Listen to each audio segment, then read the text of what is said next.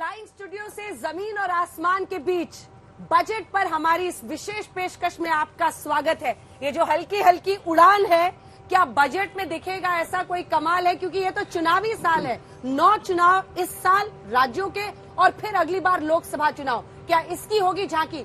आपके साथ मैं हूं अंजना ओम कश्यप। नमस्कार, मैं हूं श्वेता सिंह और आज इस आसमानी उड़ान के साथ हम उम्मीद करेंगे कि हमारी अर्थव्यवस्था भी ऐसे ही उड़ान भरती रहे, हमारा रुपया ऊपर उठता रहे, हमारे देश में बेरोजगारी दर जरा नीचे चली जाए। बहुत सारी चीजें हैं जिसकी उम्मीद है और आसमान से जो कहते हैं बर्ड्स आई व्यू, यानी कि सब कुछ साफ साफ उसी ऊंचाई से नजर आता है और ये हम आपको दिखाएंगे। बिल्कुल श्वेता, नमस्कार, मैं हूं नेहा बाथम। लेकिन जिस ऊंचाई और उड़ान की बात की जा रही है, दरअसल क्या इस बार के बजट में वो दिखाई देगा? क्योंकि हमेशा आज तक जाना जाता है अपने यूनिक और नए कॉन्सेप्ट के लिए, और इसीलिए ये स्काई डाइनिंग यहाँ पर बजट के साथ, जहाँ पर तमाम एक्सपर्ट्स तो अपनी राय देंगे, लेकिन इसके साथ ही आपको मिलेगा पूरे नोएडा का व्यू भी, और साथ ही क्या ये जो बर्ड्स आई व्यू जिसका जिक्र श्वेता यहाँ पर कर रही थी, वैसा ही बर्ड्स आई व्यू इस बार इकोनॉमी में, इस बार की अर्थव्यवस्था में वित्त मंत्री भी रख पाएंगे। क्योंकि बहुत सारी ऐसी छोटी छोटी बारीक चीजें हैं जो लंबे वक्त से डिमांड तो की जा रही हैं,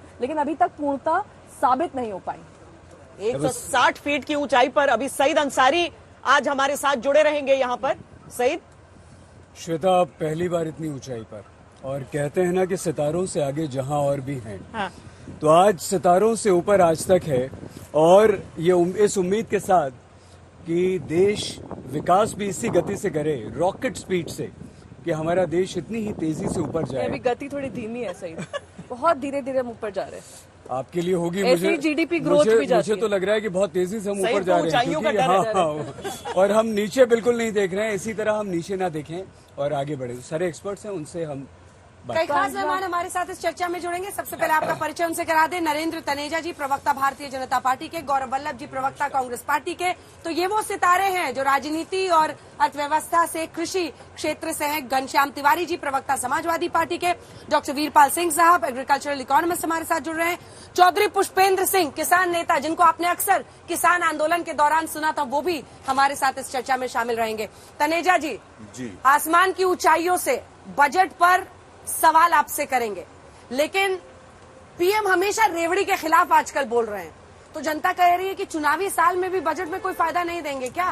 देखिए, हिंदुस्तान, जो आपने ऊंचाइयों का जिक्र किया, हिंदुस्तान तो ऊंचाइयों पे 5वीं अर्थव्यवस्था बन गई दुनिया की। वो देश जो अभी चंद साल पहले आजाद हुआ, आज वर्ल्ड की 5वीं सबसे बड़ी अर्थव्यवस्था बन गई। इससे ज्यादा ऊंचाई हम तो चाहते हैं, और इंतजार करिए 2047 तक हम नंबर 1 होंगे। ये आपको सब चेंज करना पड़ेगा, ऊपर जाना पड़ेगा और भी। लेकिन अभी बजट के अंदर हमारा फोकस ये है, हम कैसे गरीब आदमी के जो थोड़े भी आंसू हम नहीं पहुंच पाए उनको पहुंचे, मध्य वर्ग जो हमारी तरफ उम्मीद से देख रहा है उसको राहत दें, उसको राहत कैसे दें, और देश की जो हमारा किसान है, अगर आप देखिए हमारी जो एग्रीकल्चर में ग्रोथ हमने हासिल करी है, रिकॉर्ड है।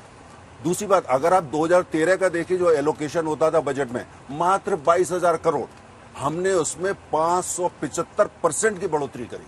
500, आप देखिए, और ये सारे फिगर्स है, कोई इस पे कॉन्टेस्ट नहीं कर सकता। तो ये उधर किसानों पे हमारा पूरा ध्यान रहेगा। साथ में हम देश की सुरक्षा को और कैसे मजबूत करें, और सबसे बहुत जरूरी अर्थव्यवस्था का विस्तार कैसे करें, आधुनिकीकरण कैसे करें, इंफ्रास्ट्रक्चर करें। और आप देखिएगा जिस दिन बजट आएगा, सारे एक्सपर्ट और मेरे ये दोनों साथी ये स्ट्रगल कर रहे होंगे कि कैसे इसमें कुछ नुक्ताचीनी ढूंढ ही लेंगे। आप वो चिंता मत, वो ढूंढ ही लेंगे, वो अपनी लिस्ट उनकी अलग होती है। आपके दर्शक समझ जाएंगे कौन से। गौरव वल्लभ जी, ये बताइए कि इस साल 9 राज्यों में चुनाव होने हैं। अगर कश्मीर हो गया तो फिर और भी उसमें जोड़ लीजिए। चुनाव होता है तो चुनावी बजट होता है, चुनावी बजट होता है तो लोक लुभावन चीजें उसमें कही जाती हैं, पर लोक लुभावन वही ना जो लोगों को लुभा दे। तो अच्छा ही बजट होगा, हम उम्मीद कर रहे हैं। देखिए, बजट मुझे लगता है कि जो सबसे प्रमुख जो समस्या है हमारी, अगर उस रोजगार की समस्या पे अगर बजट पहले की तरह कोई बात नहीं करता, तो बजट जस्ट मैं कहूँगा एक आर्थिक प्रक्रिया है, उसका कोई मतलब नहीं है, आम आदमी से उसका कोई लेना देना नहीं।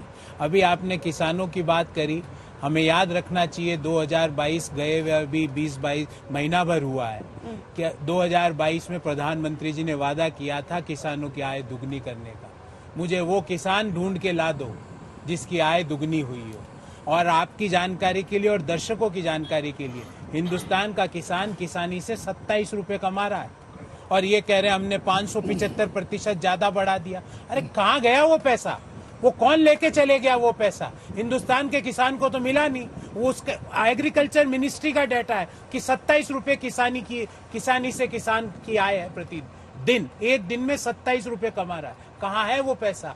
कहाँ जा रहा है? 575% एलोकेशन कहाँ हुआ आपको पता है श्वेता जी? ये जो इंश्योरेंस कंपनियां हैं जिनको फसल बीमा इंश्योरेंस जिससे करवाया गया, इन इंश्योरेंस कंपनियों की झोली में ये पैसा जा रहा है। दूसरी बात, कॉर्पोरेशन का बजट कि एग्रीकल्चर में इंक्लूड करके 575%, अरे पूरा ही बजट वहां इंक्लूड करके बोल दो 5000% की वृद्धि हुई। आंकड़ों से मत खेलिए, लोगों की भावनाओं से मत खेलिए। समय क्या 2022 में, मैं यहाँ पे किसान नेता भी बैठे हैं, मैं उनसे पूछूंगा एक ऐसा किसान उनको मिला जिनकी आय 2017 में जब प्रधानमंत्री जी ने कहा था कि किसानों की आय 2022 में दुगनी होगी, एक किसान की हुई हो तो बताओ? हाँ, किसानों की जमीनें प्रधानमंत्री जी के इष्ट मित्रों ने जरूर हड़पी है। हमको ये समझना पड़ेगा इस बात का कि जब ये गए थे सत्ता छोड़ करके किस हालत में थे, पूरा देश क्या सुनता सुबह शाम तक, ये स्कैंडल वो स्कैंडल, ये स्कैम वो स्कैम। मैं आपको बढ़िया सा माइक्रोस्कोप ला के देता हूँ स्विट्जरलैंड से, आप दिखा दीजिए अगर हमारे यहाँ 0.1% कुछ हुआ। मुझे लगा मेक इन इंडिया वाला नहीं, आप माइक्रोस्कोप। अब मैं आपके दोनों सवालों का जवाब दे दूं। पहले मुझे फिनिश करने दीजिए। अच्छा, प्रश्न इस बात का होता है कि जब से आए हैं देश के अंदर इकोनॉमिक $2 ट्रिलियन की इकोनॉमी ये छोड़ के गए थे, हमने 3.4 ट्रिलियन बढ़ा दिया। अगर इनके हिसाब से मानो तो ये कहते हैं चारों तरफ हमने देश की जो अर्थव्यवस्था है उसको तहस नहस कर दिया, हमने उसको नेहा जी इनके हिसाब से हमने देश की अर्थव्यवस्था को हिरोशिमा नागासाकी बना दिया, खत्म कर दिया, तबाह कर दिया। तो ये फिर $3.4 ट्रिलियन वर्ल्ड बैंक छत पे चल के बोल रहा है, IMF बोल रहा है। उनको छोड़ दीजिए सरकारी संस्थाएं, जो प्राइवेट ऑर्गेनाइजेशंस है, दुनिया भर के थिंक टैंक है, वो भी यही बोल रहे हैं। निवेश देखिए, वो जहां पे $28 बिलियन का FDI नहीं आता था, आज लगभग $600 बिलियन का इन्वेस्टमेंट हम लेकर। ये सारे लोग जो पैसा लाके यहाँ डॉलर डाल रहे हैं, इनको और उनको अर्थव्यवस्था का सारा पता है ना। तो आप मानेंगे ना तो कि जो सच्चाई है तो सच्चाई है। के साथ इंडिया का कंपैरिजन किया जाए तो कहीं ना कहीं हम इस सच्चाई पर तो है ही ना। नेहा जी, जो यहाँ से आपको दिख रहा है, 2014 में हमारी पर कैपिटा जीडीपी बांग्लादेश से 1.5 गुना ज्यादा थी। आज हमारी पर कैपिटा जीडीपी बांग्लादेश के पीछे है। हम कंपेयर करना चालू कर दिया कि हमें हमारी पर कैपिटा जीडीपी बांग्लादेश से आगे करनी है। ये अमृतकाल है। ये प्लीज अब मुझे भी समय दीजिए, प्लीज मुझे भी समय दीजिए, प्लीज मुझे भी समय दीजिए। फिर बोल रहा है कि पूरी दुनिया सेलिब्रेट कर रही है इंडिया को। सेलिब्रेट करो, क्या सेलिब्रेट करें? भुखमरी में हमारा जो रैंकिंग है 107वीं 107th ranking in hunger index, हम कह रहे हैं कि हम सेलिब्रेट करें, अमृतकाल मनाए। 107वीं रैंकिंग। और प्लीज मैंने आपके बीच में नहीं बोला सर, मैंने आपके बीच में नहीं बोला। इतनी ऊंचाई पे ठीक से लड़ाई भी मत करिएगा। लड़ाई हम लोग हमारे मित्र पूरा विश्व, मुझे आप बताइए, पूरा दुनिया, पूरा वर्ल्ड का मीडिया सब कह रहा है कि India is the fastest growing economy, celebrate कर रहा है। कांग्रेस के, मैं एक बात सुनिए, एक छोटा सवाल पूछ रहा हूँ, इनको क्या तकलीफ हो रही है भारत? तकलीफ ये हो रही है, बता रहा हूँ ना आपको, तकलीफ ये हो रही है, तकलीफ ये हो रही है कि 2.5 लाख करोड़ रुपया एक रिसर्च रिपोर्ट आई, उसमें हमारे एक सबसे बड़े उद्योग समूह का निकल गया। LIC का 60,000 करोड़ रुपया निकल गया, SBI का 35,000 करोड़ रुपया। तो तकलीफ ये है, और बहुत ज्यादा तकलीफ है।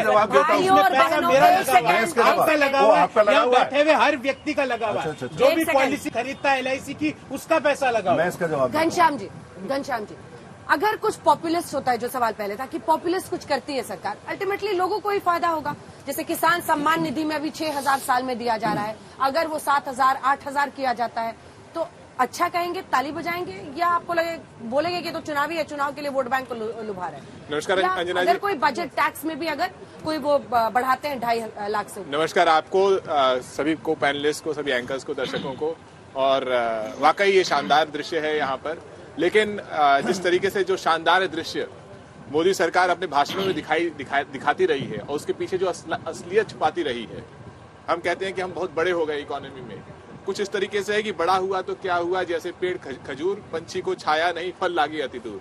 अगर हम इस शानदार दृश्य के पीछे जो लोग खड़े हैं, जो वॉचमैन हैं, जो यहाँ पर रेस्टोरेंट में काम करते हैं, उनसे पूछें क्या उनकी आय बढ़ी है। आपने किसान सम्मान निधि की बात की, 3 साल से 6,000 रुपए किसान को दिए जाते हैं। 3 साल में उस 6,000 की कीमत 30% गिर गई है, क्योंकि इन्होंने महंगाई बढ़ा रखी है। उस 3 साल में इन्होंने पेट्रोल की कीमत बढ़ाई, उस 3 साल में इन्होंने गैस सिलेंडर की कीमत बढ़ाई, और कहते रहे हम अच्छे दिन ला रहे हैं। तो इसका मतलब सरकार अपने दावों पर स्वयं यकीन नहीं करती। अगर हर बार के बजट की तरह वित्त मंत्री इस बार भी अपने पुराने दावों के बारे में कुछ नहीं कहती हैं, तो इसका मतलब कि न केवल वो दावे खोखले थे, बल्कि इस बार भी जो दावे करने वाली हैं वो दावे खोखले हैं। चलिए, किसानों से के मद्देनजर दोनों से और सवाल कर लें। दो मेहमान यहाँ पर हमारे साथ हैं, पुष्पेंद्र जी और डॉक्टर सिंह। डॉक्टर साहब, ये जो आंकड़े बड़े बड़े गौरव जी, तनेजा जी दे रहे हैं यहाँ पर, किसानों को आप आंकड़ों से देखते हैं? किसान की सबसे बड़ी समस्या क्या है, सबसे बड़ी उम्मीद उसकी क्या है? सिंचाई है, यूरिया है, या कैसे वो हम ये माने कि आज हमारा किसान जो है वो खुशहाल है या हो रहा है? नहीं, देखो अंसारी जी, जैसे मैं आपको बताना चाहूंगा, पहले तो मैं यही आपको धन्यवाद दूंगा कि मैं इतनी बार डिबेट में आ चुका, लेकिन पहली बार इतनी हाइट पे जाकर आपने मुझे बोलने का मौका दिया। सर, डर तो नहीं लग रहा ना? नहीं, बिल्कुल डर नहीं लग रहा। मैं बहुत बार गया हूँ, बहुत बार प्लेन में गया हूँ। सर, एक बार नीचे देखिए, नीचे तो, लेकिन उसके दूसरे में कहना चाहूंगा, भगवान देश के हर किसान को आपकी तरह समृद्ध करे। हाँ, बिल्कुल, एग्जैक्टली यही मैं कहना चाह रहा हूँ। देखो, हमारा लगभग 50% से अधिक किसान खेती करते हैं गाँव में। 6,28,221 गाँव है पूरे इंडिया में, और 50% से अधिक लोग खेती पर निर्भर हैं। और कोई भी रिसर्च आप कर लीजिए, किसानों को ले लीजिए, कोई इंडस्ट्री को ले लीजिए, कुछ भी ले लीजिए, हमने पूरी रिसर्च कर ली, कोई भी रिसर्च अपने में कंप्लीट नहीं है, उसमें सुधार करने की गुंजाइश हमेशा रहती है। इसलिए किसान की पैदावार बढ़नी चाहिए, किसान को अपनी एमएसपी मिलनी चाहिए, किसान को अपनी उसकी फसल का उचित दाम मिलना चाहिए। और यदि सब कुछ होने के बावजूद परिवर्तन हुआ है कुछ? बिल्कुल हुआ परिवर्तन, मैं बताऊंगा, अभी मैं आऊंगा परिवर्तन पर भी आऊंगा। लेकिन उसके बावजूद यदि हम किसान का प्रोड्यूस जो है उसको उचित दाम पर बिकवा दें, तो किसान को कभी भी कोई दिक्कत नहीं होगी। और 8% हमारे देश में जो उत्पादन हो रहा है, किसान उसी एग्जिस्टिंग सिचुएशन में, मतलब जितना हमारे पास नेचुरल रिसोर्सेज हैं, उन्हीं रिसोर्सेज को उपयोग करते हुए इससे अधिक पैदावार करके दिखा देंगे। और जब किसान इससे अधिक पैदावार कर देंगे और उनका माल उचित रेट पे बिकेगा, तो नेचुरल है उसमें एनकरेजमेंट होगा, भाई वो किसान उत्साहित होगा, किसान और पैदा करेगा और किसान की हालत अच्छी होगी। और यदि किसान खुशहाल होगा तो देश खुशहाल होगा। सारा देश एग्रीकल्चर बेस्ड है हमारा। सर, उम्मीद किसान क्या उम्मीद कर रहा है इस बार?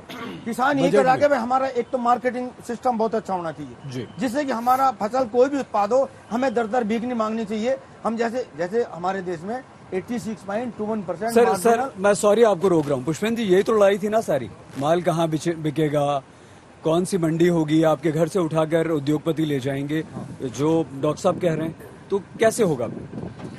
देखिए, इसमें मेन मुद्दा जो था आंदोलन का, वो ये था कि एमएसपी की लीगल गारंटी हमें मिले और कानून वापस हो।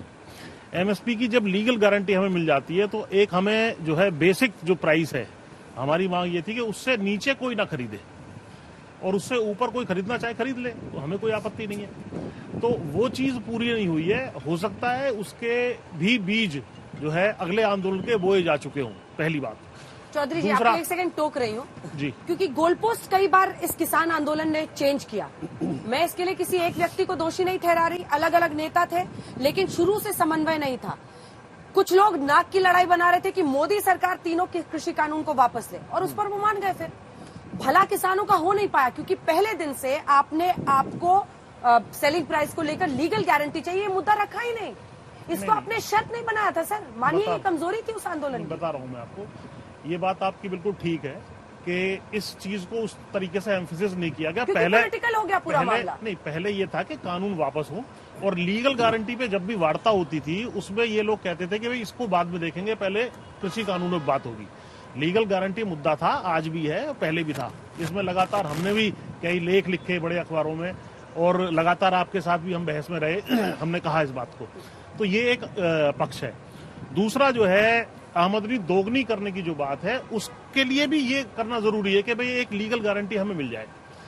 इसके लिए मैं कुछ पॉइंट्स लाया हूं जो होने चाहिए इस बजट में, क्योंकि बजट का समय है। पहली बात तो ये है कि जो पीएम किसान योजना है, जो अच्छी चीज है उसको हम अच्छा भी कहेंगे, एक बढ़िया अच्छी योजना है। लेकिन जैसा अभी घनश्याम जी भी बता रहे थे कि इन्फ्लेशन के इफेक्ट की वजह से 6,000 रुपए की कीमत जो है 25-30% कम हो गई है, तो उसको हम आशा करते हैं कि 6,000 की जगह 12,000 रुपए कर दिया जाए। इसी तरह मनरेगा एक अच्छी योजना है, लेकिन मनरेगा के मजदूरों को कृषि कार्यों के लिए भी उपलब्ध कराया जाए ताकि किसानों की लागत कम हो, ये भी एक हमारी मांग रहेगी।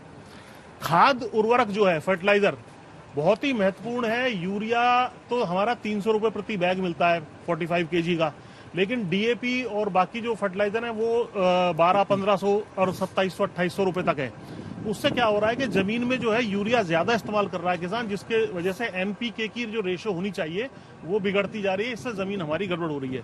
तो इसलिए हम डीएपी, एमओपी और एनपीके पे भी चाहेंगे कि उसमें भी जो है वो 300 रुपए है यूरिया, तो ये 600-700 रुपए से ज्यादा नहीं होना चाहिए, जैसा कि मैं धन्यवाद देता हूं उनके कार्यकाल में हुआ करता था। पशुपालन डेयरी में हमारा जो है बहुत 1/3 कमाई जो होती है वो पशुपालन डेयरी फिशरीज से होती है। अब इसका बजट अगर आप देख लेंगे तो 6-7 हजार करोड़ का है, और बाकी बजट जो है तनेजा जी जैसा कह रहे थे हमने 2-3-4 गुना किया है, ये बात बिल्कुल ठीक है, बजट बढ़ा है, लेकिन इसका बजट कम से कम 60,000 करोड़ रुपया होना चाहिए। और इसमें भी अमूल के रेट परचेजिंग में लागू होनी चाहिए जैसे एमएसपी है, क्योंकि अमूल के रेट पर, अमूल किसानों की अपनी संस्था है जिसके 36 लाख मेंबर्स हैं किसान, अमूल के रेट पे लोग बेचते तो हैं, शहर में कहीं भी अमूल रेट बढ़ाएगा तो बाकी सब प्राइवेट वाले भी अमूल के रेट पे बेचना शुरू कर देंगे, लेकिन खरीदते 8-10 रुपए लीटर सस्ता है, तो ये बड़ा जो है भारी एक जी मांगों की ये फहरिस्त उनकी है, लेकिन ये चीज समझाइए कि किसान आंदोलन और वो कृषि कानूनों को वापस लेना, जो आपने कहा कि ये सुधार के लिए हुआ था लेकिन उन्हें नहीं लगा कि सुधार के लिए है, पर क्या बजट में, चूंकि बजट की ही चर्चा हम कर रहे हैं तो हम भटके ना उससे, क्या हम उम्मीद करें कि किसान सम्मान निधि जिसकी एक राशि तय थी उसमें बढ़ोतरी होगी, या फिर बाकी जो मांगे वो कह रहे हैं उस दिशा में कुछ होगा? श्वेता जी देखिए, अभी एग्रीकल्चर के अंदर 3.5% की ग्रोथ है। भारत जैसी इतनी बड़ी अर्थव्यवस्था, एग्रीकल्चर बहुत बड़ी, उसमें 3.5% अनप्रेसिडेंटेड है विश्व के स्तर पे, तो कहीं तो हम सही कर रहे होंगे। गौरव जी ये जो भी अपनी बातें कहें वो ठीक है, अच्छा ये उसी का नतीजा है जो हमारी प्रो फार्मर्स पॉलिसीज है, किसान के लिए जो हम पॉलिसी लेकर के आते हैं। हमारे साथी ने ये कहा भाई रिसर्च को लेकर, एग्रीकल्चर में रिसर्च बहुत ही अहम मुद्दा है। पिछले बजट में ही हमने 9,000 करोड़ रुपए उसके लिए एलोकेट किए थे, और इस बजट में उसमें आप बढ़ोतरी देखेंगे।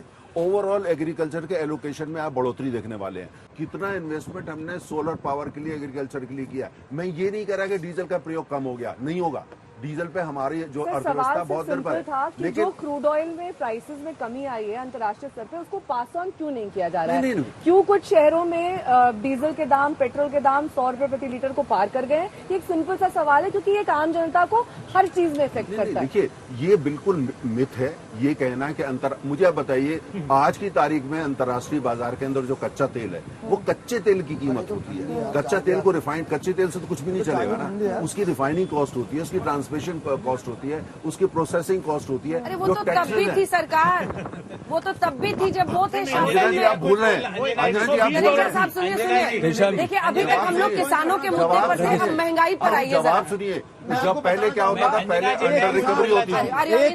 बात दोनों से अंजना जी पहले अंडर रिकवरी होती थी। पहले ये कहा जाता था कि अंडर रिकवरी गवर्नमेंट पैसा देती थी कि आपके आने वाली संतान इसका पे करेगी, आगे वाली जनरेशन में पास ऑन होता था। अब वो नहीं होता, और ये समझिए फर्क ये हो गया। और किसने डी कंट्रोल किया डीजल को, किसने पेट्रोल को डी कंट्रोल किया? डॉक्टर मनमोहन सिंह ने, उन्होंने किया।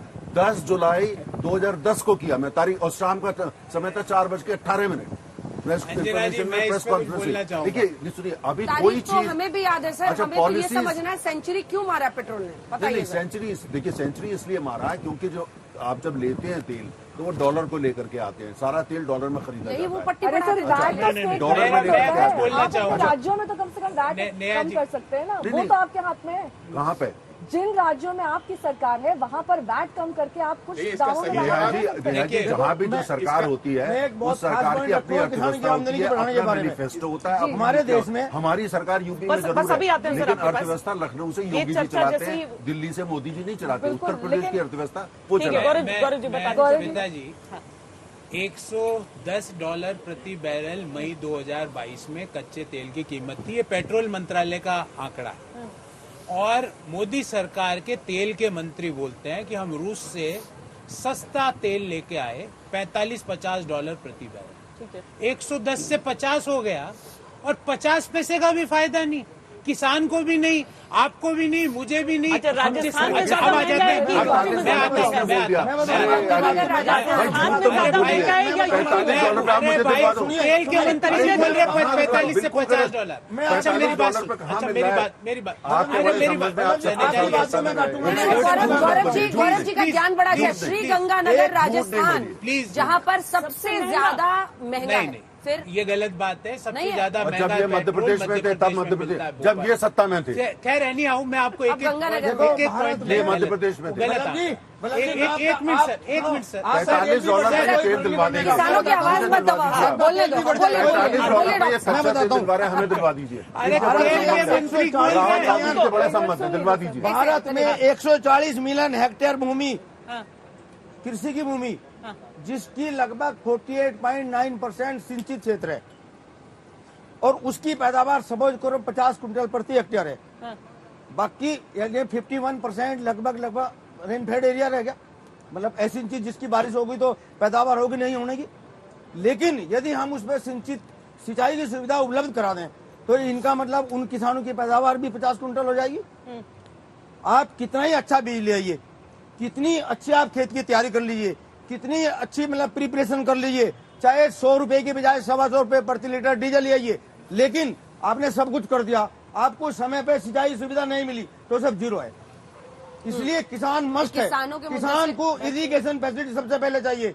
और देश में जैसे कि मैंने पहले बताया 86.21% मार्जिनल स्मॉल फार्मर्स है, जिनके पास ना कोई डेवलप कार्ड है, ना दूध पीने के लिए कोई पशु है, ना ही उनके पास कोई ऐसी सुविधा है कि अपने सिंचाई का साधन हो। इसलिए यदि किसान को जिंदा रखना, देश को आगे बढ़ाना, तो किसान को जीवित रखना पड़ेगा।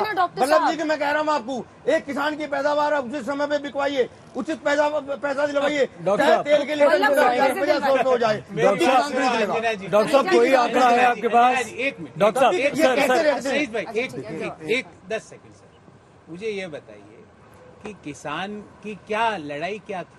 ये भी यही बोल रहे हैं और हमारे इस सर बैठे नहीं ये काम बोल रहे हैं। मेरा वाली बात इन्होंने कहीं नहीं बोल दिया, लीगल राइट मिलना चाहिए। मैं आपकी बात को डॉक्टर साहब बीच में नहीं, शाउटिंग एमएसपी का लीगल राइट मिलना चाहिए। ये भी बोल रहे हैं कि उसको सही दाम मिलना चाहिए। मोदी जी ने स्वयं ने बोला, तनेजा जी ने नहीं बोला, मोदी जी ने लिखित में लिख के दिया कि एमएसपी का लीगल राइट मिलना चाहिए। तनेजा जी आज आके मोदी जी की खिलाफत करते हैं, वो भी ऊंचाई पर आकर। देखिए हम किसानों की चर्चा कर रहे हैं तो ये हमें नहीं भूलना चाहिए, चाहे पीएम किसान की चर्चा करें, कि जितने लोग खेतीहर हैं उससे कई गुना ज्यादा लोग ऐसे हैं जिनके पास जमीन नहीं है। तो सरकार को ये भी देखना चाहिए कि जो किसानी में है, जिनके पास जमीन नहीं है, उसके लिए क्या सुविधाएं हैं। अगर सरकार जो बजट प्रस्तुत करती है, जो भाषण प्रधानमंत्री जी देते हैं, उसका कच्चा चिट्ठा कि उसका क्या बैलेंस शीट है, क्या हुआ, वो भाषण पूरे हुए या वो उस बजट का एक ब्रेकिंग न्यूज व्हाइट पेपर चाहते हैं। यूपी में अब जरा हम लोग महंगाई और बेरोजगारी के मुद्दे पर आना चाहते हैं। कृषि पर बात हो गई, जल्दी से। मेरा ये पॉइंट है, देखिए प्रधानमंत्री की कोशिश है कि जो ग्रामीण अर्थव्यवस्था है, जिसमें किसान भी है, वहाँ रहने वाला मजदूर भी है, वहाँ रहने वाली महिला, पूरी ग्रामीण अर्थव्यवस्था का आधुनिकरण, पूरी ग्रामीण अर्थव्यवस्था को जो देश की अर्थव्यवस्था है, मतलब उसको मेन स्ट्रीम कर रहा है, ये प्रधानमंत्री चाहते हैं। भाषण नहीं। अच्छा, उसको अगर कुछ लोग हैं जो ये चाहते हैं, तमाम ऐसे लोग तो जो बैठे थे आंदोलन में भी बैठ जाते हैं देश भर में, वो नहीं चाहते कि ग्रामीण अर्थव्यवस्था का आधुनिकरण हो, मॉडर्नाइजेशन हो, मेन स्ट्रीम हो। सर एक आंकड़ा दीजिए अगर आपके पास, ऐसी बहस में आता है, अगर आपके पास एक आंकड़ा है तो दीजिए। आपने दो महत्वपूर्ण बात कही। पहला आपने कहा कि रिसोर्सेज तो वही है, संसाधन हमारे पास जितने हैं उतने ही हैं। बिल्कुल। क्या कोई ऐसा आंकड़ा आपके पास है कि कितने किसान ऐसे हैं, कितने खेत ऐसे हैं जहां पर सिंचाई की सुविधा नहीं है, चाहे वो नहर से हो, ट्यूबवेल से हो या बिजली न होने के कारण? नहीं, रेनफेड एरिया तो बहुत है अभी भी। मैं बताता 51% एरिया में रेनफेड एरिया 50% है और उनकी क्षेत्र से आधी है, उनकी हिल सिंचित क्षेत्र से आधी हिल्ड है, मतलब उनके यदि 50 क्विंटल है तो उनकी लगभग 25-30 तो कम है ना। कुछ लोग एक ऐसे मुद्दे पर आते हैं सर जिससे किसान भी प्रभावित है, जनता भी प्रभावित है, मिडिल क्लास भी प्रभावित है, महंगाई, और यदि किसान और फिर बेरोजगारी के मुद्दे पर चर्चा करेंगे। मिस्टर तनेजा, आपका प्रश्न है ये कि महंगाई पर से आप तो बहुत ज्यादा लोगों को राहत नहीं दिला पा रहे हैं। आप कह के ये आए थे अब की बार महंगाई पर मात, लेकिन बजट में आप ऐसी क्या राहत के लिए आप प्रावधान कर सकते हैं? अंजना जी माफ कीजिएगा, आप सेलिब्रेटेड एंकर हैं, पर आपने अखबार नहीं पढ़े नवंबर दिसंबर के। महंगाई की जो दर है वो नीचे आ रही है, लगातार नीचे आ रही है। अब आपको मैं बताती हूँ, पर मुझे पता नहीं आप सेलिब्रेटेड इकोनॉमिस्ट हैं या नॉन सेलिब्रेटेड है, मैं आपको बता रहा हूँ। अच्छा, इन्फ्लेशन जो है, जो रिपोर्ट आ रही है, जो राज्य सरकारों से डेटा हमारे पास आ रहा है, तनेजा आप सुनेंगे नहीं? देखिए आप लास्ट सीपीआई का डेटा देख लीजिए। किया है तो आप सवाल सुने और समझे। भाई साहब सुनिए आप सवाल ये है कि जब आप 12% तक इन्फ्लेशन जाता है, उसके बाद आप कह रहे 16 पे, अरे जिसकी कीमत बढ़नी थी तो वो बढ़ी ना सर। इन्फ्लेशन कंपैरेटिवली आप कह रहे थोड़ा नियंत्रण में, इसका क्या मतलब वो खत्म हो गया? जिसकी जहाँ पर कीमत बढ़ी वो तो वहाँ पहुंची ना सर। क्या बात कर रहे हैं? पहली बात तो मैं कटाक्षी, मैं तो एक्चुअली सोच रहा था आप इसको कॉम्प्लीमेंट समझेंगे। नहीं सर, हम कॉम्प्लीमेंट नहीं मानते। अच्छा चलिए कॉम्प्लीमेंट लीजिए, लेकिन इसको पहली बात देखिए, हमारे यहाँ जो इन्फ्लेशन आया, इसको लेके अंदर से ये जानते हैं वो इम्पोर्टेड इन्फ्लेशन था। अगर कमोडिटीज की कीमत अंतर्राष्ट्रीय इन्फ्लेशन बिल्कुल था। जो जिस इन्फ्लेशन की आपने चर्चा करी अंजना जी, वो इम्पोर्टेड था, और खाली भारत में नहीं आया, तमाम अर्थव्यवस्था में आया। पूरे वर्ल्ड के अंदर इन्फ्लेशन का जो रेट चल रहा है आप उसको देखिए। अगर कोई ये कहता है कि जो कमोडिटीज की वजह से, खासतौर से कमोडिटीज की वजह से, हम कोई ऐसा तो है नहीं कि हम किसी दुनिया के ऐसे इलाके में रहते हैं, हमें दुनिया की 5वीं बड़ी अर्थव्यवस्था के साथ ये भी आता है कि हमारी अर्थव्यवस्था दुनिया की अर्थव्यवस्था से इंटीग्रेट ज्यादा हो रही है। अगर ये जितने इन्फ्लेशन आपने बोला वो इम्पोर्टेड था, और उसके लिए भी हमने कोशिश करी कि उसको अपने उपभोक्ता को कैसे इंसुलेट कर सके, आम नागरिक को, खासतौर से जो गरीब है, जो ऐसा तबका जिसे वनरेबल है, उसको कैसे इंसुलेट करें। इसीलिए पॉलिटिकली जवाब देंगे जी। ये इम्पोर्टेड इन्फ्लेशन रहा हो, नॉन इम्पोर्टेड रहा हो, डोमेस्टिक रहा हो, जो भी रहा हो, कुछ हद तक आपने उसको कंट्रोल किया है, लेकिन उसकी मार लोग झेल रहे हैं। लोगों के बीच आप कितना जाते हैं मुझे पता नहीं। क्या बजट में कुछ प्रावधान होगा जिससे मिडिल क्लास को, जो आम लोग हैं, जो टैक्स पेयर्स हैं, उनको थोड़ी राहत मिले? ये प्रश्न था। हाँ देखिए अंजना जी, जो वनरेबल सेक्शन है हमारे सोसाइटी के, हमारे देश में जिसको जरूरत, भारतीय जनता पार्टी से ज्यादा गरीब को कोई नहीं जानता। नारे देते हैं लेकिन जानता कोई नहीं। मतलब प्रावधान होंगे, बिल्कुल प्रावधान। जी ये समझाइए कि बीच में हमने देखा था कि कैसे हमारे सारे पड़ोसी देश, पहले श्रीलंका में हुआ कि किस तरीके से वहां पर दाम जो है दोगुने तिगुने, मतलब वो अनइमेजिनेबल बढ़ोतरी हुई। पाकिस्तान के हाल में आता है आटे की बोरी के लिए छीन झपट से। ये वो देश नहीं है जिनसे हमको अपने आप को कंपेयर करना चाहिए, लेकिन लगभग एक जैसी हमारा भौगोलिक संरचना है, एक जगह पर हम स्थापित है, लगभग एक साथ पाकिस्तान बना, भारत बना। तो उसमें अगर एक हिंदुस्तानी को गर्व हो रहा है कि आज हम बेहतर स्थिति में है, तो क्या हम गलत आंक रहे हैं इन चीजों को? पाकिस्तान से हमारा कंपैरिजन, मतलब मैं तो इसका नाम ही नहीं लेना चाहिए। हमें एमर्जिंग इकोनॉमीज से हमारा कंपैरिजन करना है। एमर्जिंग इकोनॉमीज, हम ग्लोबली एमर्जिंग इकोनॉमीज से करते हैं। एक बात इन्फ्लेशन की बात कर लो। रिजर्व बैंक कहता है कि मौजूदा वित्तीय वर्ष में इन्फ्लेशन रहेगा 6.7%। ये मेरा आंकड़ा नहीं है, ना किसी पार्टी का आंकड़ा। मतलब जो 100 रुपए की कीमत पिछले वर्ष थी, आज वही चीज 106 रुपये 70 पैसे में मिलेगी। ये हुआ 6.7% का इन्फ्लेशन। आपकी ग्रोथ प्रोजेक्ट कर रही है मोदी सरकार इस वित्तीय वर्ष में 7%। मतलब जितना आपकी महंगाई बढ़ी उतनी ग्रोथ हुई, हम वहीं के वहीं खड़े हैं। यही मोदी जी की इकोनॉमी है। और बढ़ कौन रहा है श्वेता जी? बढ़ उनके दो मित्र रहे, जिसका एक के तो 2.5 लाख करोड़ टूट गए एक रिपोर्ट से।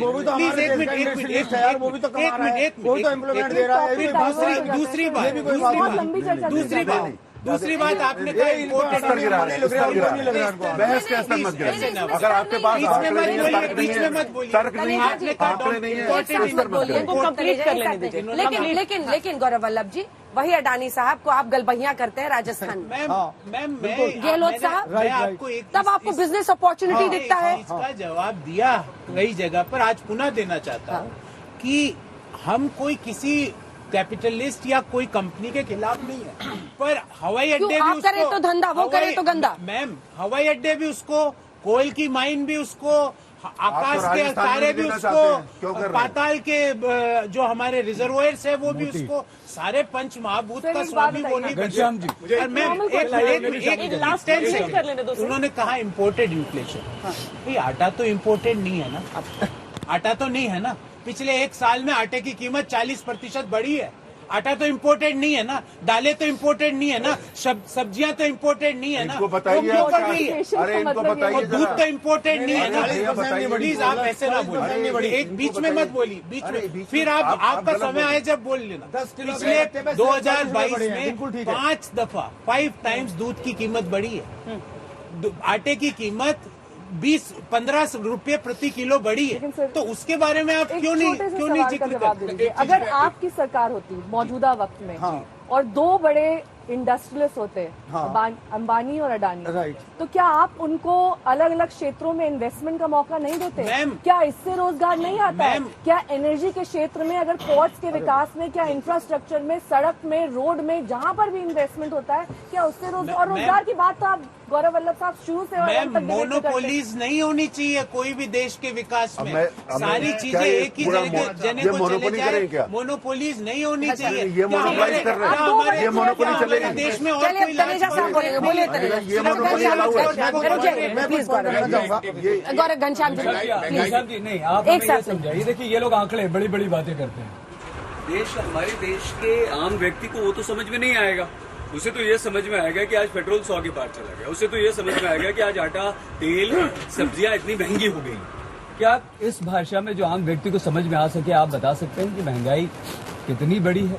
जो सरकार इतना भी नहीं कर सकती कि अपने बजट या अन्य नीतियों के हिसाब से शिक्षा में लोगों की मदद कर सके ताकि वो महंगाई से लड़ सके, उनके पेंशनर्स, माँ बाप की सेविंग से मदद कर सके ताकि वो महंगाई से लड़ सके, वो सरकार जमीन से जुड़ी हुई नहीं है। वहां पर सवाल उठता है कि शायद उन लोगों से जुड़ी हुई है। इन दोनों का भी कमेंट फिर एक साथ जवाब दीजिएगा। मैं बताऊंगा आपको, इसके बाद वर्तमान केंद्र सरकार एफर्ट्स बहुत कर रही है किसानों को ऊपर उठाने के लिए, चाहे पीएम किसान सम्मान निधि हो, चाहे किसानों के 3 बिल हो। किसानों ने दुर्भाग्यवश वे इम्प्लीमेंट नहीं होनी थी, वो अलग बात है।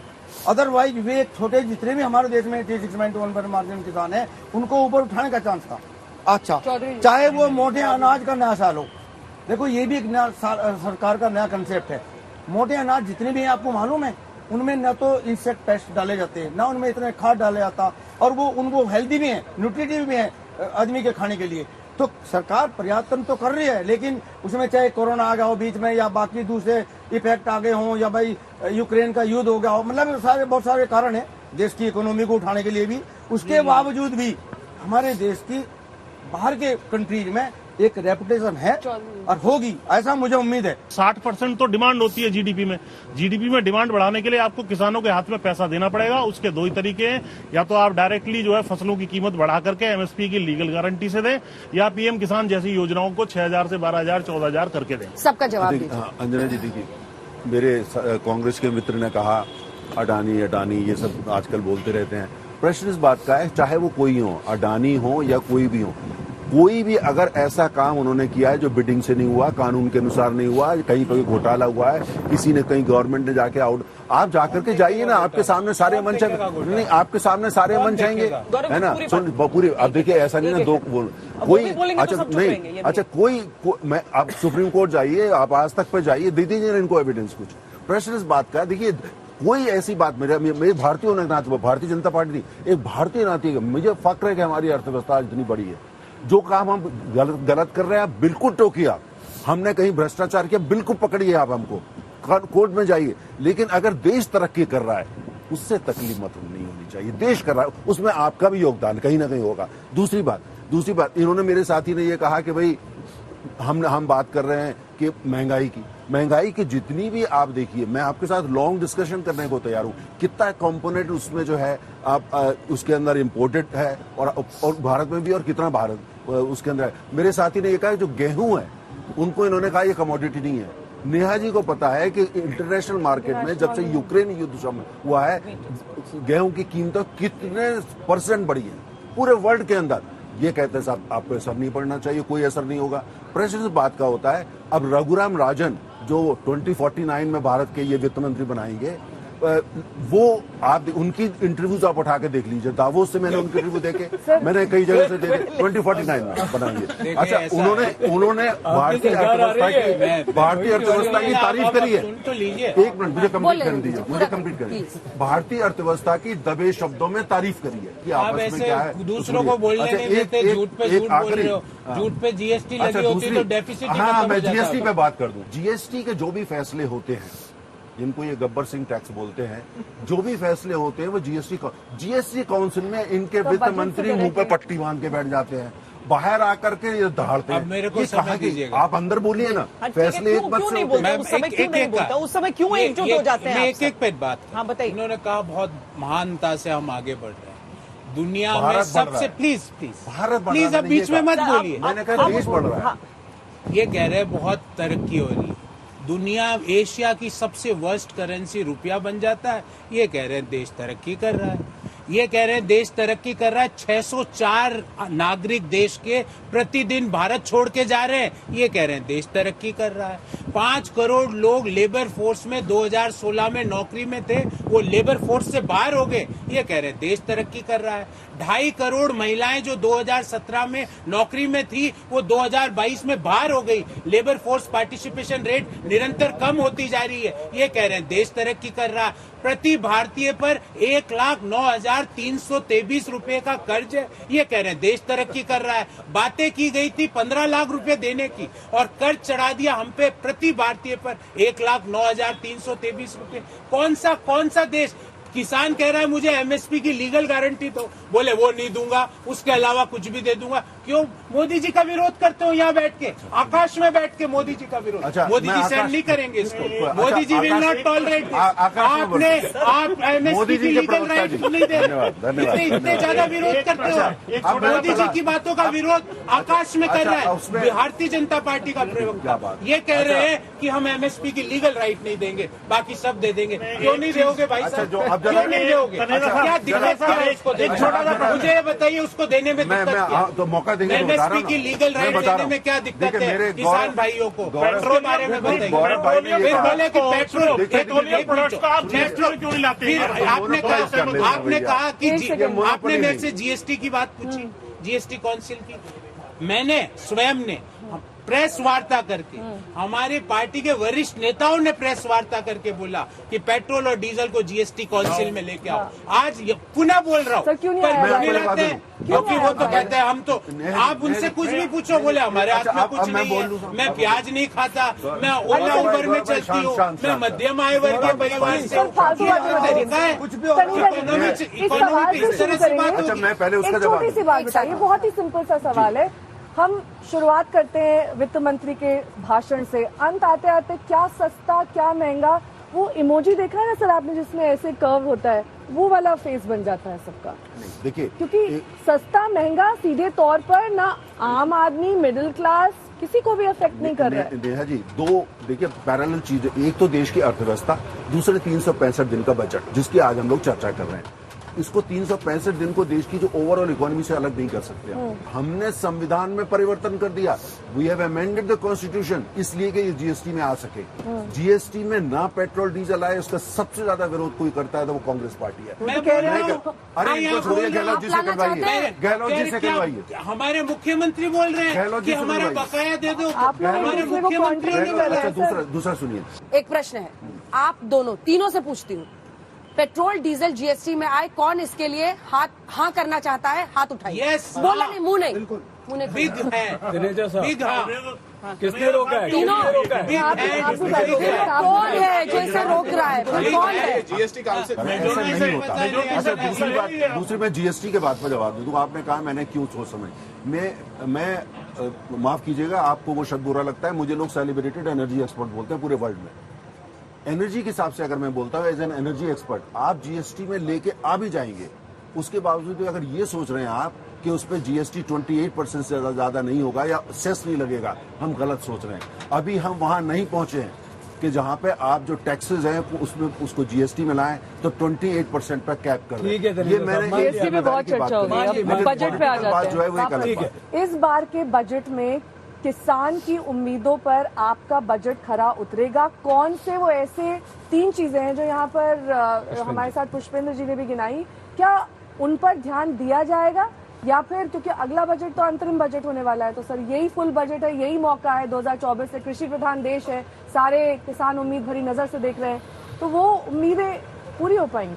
बहुत अच्छा प्रश्न है जी। इस बजट जिस दिन आएगा, मैंने आपको बड़ी विश्वास के साथ बता रहा हूँ, जिम्मेदारी से बोल रहा हूँ, हमारे देश का मजदूर, हमारे देश का जो मिडिल क्लास है, हमारे देश का जो छोटा व्यापारी है, जो छोटा मैन्युफैक्चरर है और हमारे देश का जो किसान है, वो सब उसको लेकर के संतुष्ट रहेंगे। अब आप क्या होशियारी दिखा रहे हैं? हमारा गेहूं किसान का आज की तारीख में बाहर 30-40 रुपए में जा सकता है, आपने एक्सपोर्ट बैन लगा दिया तुरंत, फिर भी आप महंगाई काबू नहीं कर पाए।